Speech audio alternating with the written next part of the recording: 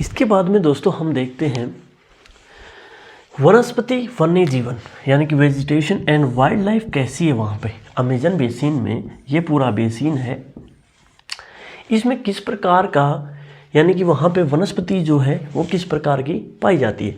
हमने बात करी कि वहाँ पे जो मोस्टली जो पेड़ पौधे हैं उनकी हाइट जो है वो अच्छी खासी देखने को मिलती है। सूर्य की किरणें जो हैं वो यहाँ पे छत बना लेते हैं। यहाँ पे क्या बना लेते हैं, एक छत बना लेते हैं। इनकी जो बेल वगैरह होती है वो आपस में एक दूसरे पेड़ के ऊपर चली जाती है और पूरी क्या बन जाती है, एक छत बन जाती है। सूर्य की किरणें जो है धरातल तक तो जो है वो पहुँच नहीं पाती, ठीक है, और वो यहीं पे छत रोक लेती है।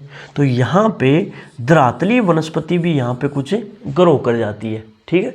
तो ये अमेजन बेसिन में वर्षा वनों के अंदर देखने को मिलता है, यानी कि यहाँ पे वर्षा के ऊपर आधारित जो है वन देखने को मिलते हैं, ठीक है। तो इसके अंदर हम बेसिकली दो टाइप्स हैं इस प्रकार के वर्षा वनों की, आर्किड और ब्रोमेलाइड। तो ब्रोमेलाइड क्या होते हैं, ब्रोमेलाइड जैसे पीपल के पत्तों की तरह ही मोटी पत्तियों के कुछ वनस्पति होती है। जैसे इसके मोटे पत्ते इतने होते हैं कि ये पानी से ही मिलकर पूरा बना होता है, यानी कि पानी सोखने की क्षमता जो है ब्रोमेलाइड की सर्वाधिक होती है। आर्द्रता जो है इसमें बहुत होती है। तो कुछ कई बार क्या होते हैं, मेंढक उछल के इनके ऊपर बैठ जाते हैं और इन्हीं के ऊपर क्या करते हैं, प्रजनन करते हैं, अंडे वगैरह यहीं पे छोड़ते हैं ब्रोमेलाइड्स के ऊपर, ठीक है। तो यहाँ पे इस प्रकार की जो है वर्षा वनों के अंदर वनस्पति पाई जाती है, आर्किड और ब्रोमेलाइड। तो जो ब्रोमेलाइड है वो मेंढकों के अंडे देने के लिए काफ़ी फेमस है। वहीं पे बात करें हम पक्षी, तो टुकन और गुंजन यहाँ पे मुख्यतः पक्षी देखने को मिलते हैं। और भी विभिन्न प्रकार की जो हरित जैसे जिसको यानी कि पेड़ों से मिलते जुलते, यानी कि उनका जो कलर है वो सेम पेड़ों की तरह होता है, ऐसे वहाँ पे पक्षी भी देखने को मिलते हैं। जैसे आपने देखा होगा टुकन क्या होता है, तो टुकन आपने देखा होगा ये पेड़ है और पेड़ को कई बार एक पक्षी जो है वो हमेशा काटता रहता है। आपने देखा होगा एक पेड़ को हमेशा काटता रहता है, ठीक है। जैसे इसको गांव देहात की भाषा में मेरे को ध्यान नहीं आ पा रहा है, तो वो काटने वाला जो पेड़ को हमेशा ऐसे काटता रहता है उसको बोलते हैं टुक्कन, ठीक है। तो भारत में इस प्रकार की प्रजाति नहीं पाई जाती है, लेकिन मोस्टली जो है ये अमेजन नदी जो बेसिन है उसी में देखने को मिलता है। वहीं पे बात करें प्राणियों की तो बंदर, स्लोथ और टेपीर यहाँ पे पाए जाते हैं। टेपीर क्या, बंदर तो जानते हो, स्लोथ भी बंदर की तरह ही होता है। और टेपीर जो होता है ना, टेपीर तो ये क्या होता है, जैसे चींटियाँ वगैरह घूमती रहती हैं, एक प्रकार का ये सूअर प्रकार का होता है, ठीक है। तो ये चींटियाँ वगैरह घूमती रहती हैं और इसको जो है ये खाता है चींटियों को। टेपीर सूअर जैसा ही दिखने में होता है।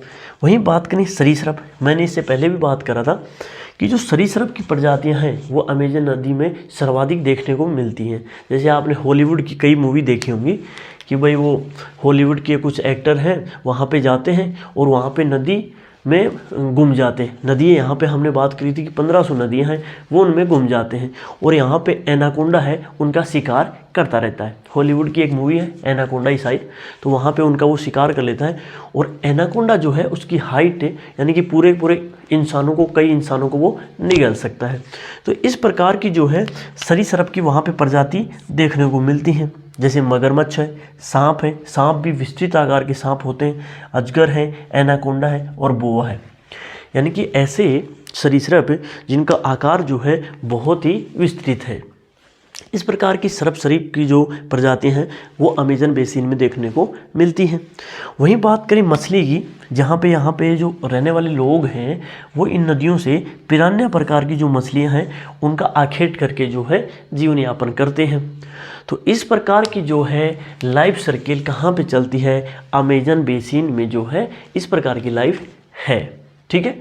इसके अलावा हम बात करेंगे कि वहाँ पे लोग भी हैं क्या, क्या अमेजन बेसिन में लोग भी निवास करते हैं, और अगर हैं तो किस प्रकार से रहते हैं, उनकी लाइफ जो सर्किल है वो किस प्रकार से सर्वाइव करते हैं।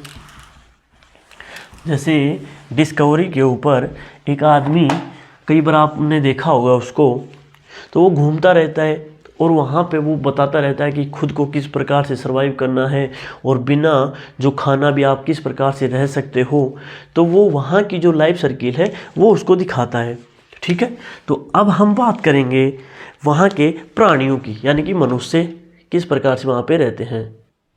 इसके बाद में दोस्तों हम देखते हैं अमेजन नदी का जो जीवन है वो किस प्रकार का है, और हम बात करते हैं यहाँ के निवासियों की। यहाँ के कुछ लोग थे, जिस प्रकार से हमने बात करी थी कि यहाँ पे यूरोपियन आने से पहले यहाँ के जो ट्राइब्स थे वो किस प्रकार से रहते थे। तो दोस्तों वो जो ट्राइब्स हैं वो आज भी वहाँ पे मिलती हैं, और वो फुल्ली किसके ऊपर डिपेंड है, वहाँ के वनों के ऊपर डिपेंड है। वो मुख्यतः कृषि करते हैं, और कृषि भी किस प्रकार की करती है, कर्तन दहन पद्धति अपनाते हैं और स्थानांतरित कृषि करते हैं। स्थानांतरित कृषि होती क्या है, जैसे ये स्थल भाग है, यहाँ पे कुछ पेड़ पौधे वगैरह उगे हुए हैं, उसको काट दिया और फिर खेती करने लग गए, फिर इसको छोड़ दिया, इसको छोड़ देते हैं और यहाँ पे फिर से खेती करने लग जाते हैं, फिर नई जगह को ढूंढते हैं और उसको जलाते हैं और साफ़ कर देते हैं, फिर यहाँ पे करने लग जाते हैं, पुरानी वाली को छोड़ देते हैं। तो स्थानांतरित इस कृषि को बोला जाता है, यानी कि एक जगह को छोड़ दिया जाता है, दूसरी जगह पे कर लिया जाता है। एक जगह को जला के साफ़ करते हैं और फिर वहाँ पे खेती करते हैं। मुख्यतः स्थानांतरित जो कृषि है विश्व में कई भागों में देखने को मिलती है। जैसे इंडिया में भी कई ट्राइब्स हैं वो करते हैं, जैसे उनको बोलता है झूमिंग, ठीक है, मिल्पा हो गई, ठीक है। तो कई प्रकार की जो है वो विश्व में भी यहाँ पे स्थानांतरित कृषि देखी जाती है। इसका दूसरा नाम जो है वो है कर्तन दहन पद्धति, यानी कि पहले काटो छाटो, फिर उसको दहन करो और फिर वहाँ पे खेती करो, फिर उसको छोड़ दो। तो इससे जो है एक बार खेती करने के बाद दोबारा वहाँ पे खेती नहीं होती है। इसको हम दूसरा नाम देते हैं स्थानांतरित कृषि, ठीक है। यहाँ पे मुख्यतः अनानास, टेपियोको, शकरकंद, कॉफ़ी और मक्का की खेती देखने को मिलती है। शकरकंद वगैरह जो है वो मुख्यतः यहाँ पे खाते हैं। यदि बात करें खाना या इनका मुख्य जो आहार है, यहाँ की जो ट्राइब्स हैं उनका मुख्य आहार क्या है, तो मिनियोक है, इसको कसावा भी बोलते हैं। ये आलू के प्रकार का, यानी कि शकरकंद ही होती है एक टाइप की, इसको बोलते हैं कसावा या बोलते हैं इनको मिनियोक, ठीक है। तो ये इनका मुख्यतः खाना होता है, ये इसी से सर्वाइव करते हैं। फिर मैंने इससे पहले भी बात करी कि यहाँ पे एक प्रकार की मछली का आखेट किया जाता है, ठीक है। और ये जो सहायक नदियाँ हैं यहाँ से विभिन्न प्रकार की मछलियों का आखेट करके भी ये खाते हैं। वहीं पे ये चींटियाँ भी खा लेते हैं, और चींटियों में भी जैसे मधुमक्खियों की रानी होती है, मधुमक्खी जो होती हैं उनमें से जो सर्वश्रेष्ठ मक्खी होती है वो रानी कहलाती है। तो चींटियों की रानियों को ये खाते हैं, चींटियों के अंडकोशों को भी खा जाते हैं ये। तो आहार में मुख्यतः चींटियों को, आलू को और कॉफ़ी, मक्का, इनकी भी ये खेती करके अपना जीवन यापन यहाँ पे करते हैं। वहीं बात करें ये किस प्रकार के घरों में रहते हैं, तो कुछ जो लोग हैं वो तो झोपड़पट्टी वगैरह इनमें रह लेते हैं, और कुछ उनके जो मकान हैं वो बांस से बने होते हैं, जिनको बोला जाता है मलोका। अब मलोका जो होते हैं वो मुख्यतः क्या होते हैं, ढलान वाले पेड़ होते हैं, ढलान वाले पेड़ होते हैं, ठीक है। तो मुख्यतः ये यहीं के जो फर्नीचर वगैरह से बनाए जाते हैं, और इनमें ढलान देखने को मिलता है क्योंकि यहाँ पे बारिश जो है वो अधिक होती है। तो यहाँ की जो निवासी हैं वो इस प्रकार से हैं, अपना जीवन यापन करते हैं।